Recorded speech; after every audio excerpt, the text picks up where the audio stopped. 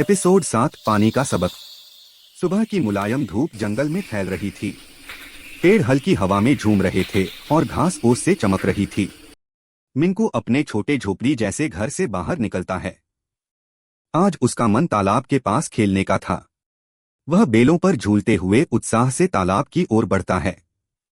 लेकिन जैसे ही वह तालाब के पास पहुंचता है, उसका चेहरा धीरे धीरे हैरानी में बदलने लगता है। तालाब का पानी बहुत कम हो गया था। जहां पहले चमकदार नीला पानी लहराता था, वहां अब सूखी मिट्टी दिखाई दे रही थी। मिंकू चिंतित होकर चारों ओर देखने लगता है।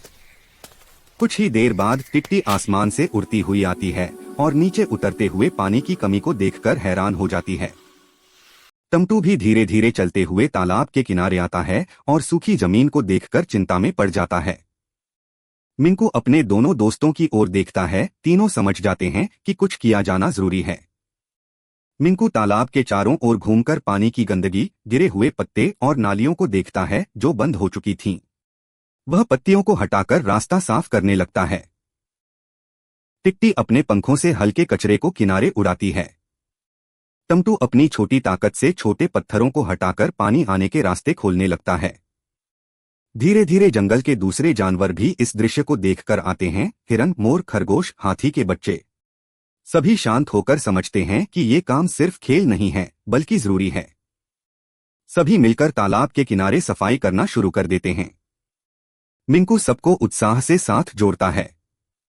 कुछ देर बाद साफ हुए छोटे छोटे रास्तों से पानी दोबारा तालाब में आने लगता है। धीमी धाराएं बहते हुए पानी को भरने लगती हैं। तालाब का स्तर धीरे धीरे बढ़ने लगता है। तीनों दोस्त खुशी से एक दूसरे की ओर देखते हैं। हवा में हल्का सा इंद्रधनुष भी बन जाता है। सफाई पूरी होने के बाद मिंकू तालाब के सामने खड़ा होकर प्रकृति को कृतज्ञता से देखता है। उसे महसूस होता है कि पानी सिर्फ खेलने के लिए नहीं, बल्कि जंगल की जीवन रेखा है। साफ हुए तालाब का सुंदर चमकता दृश्य सूर्य की रोशनी में झिलमिलाता दिखता है।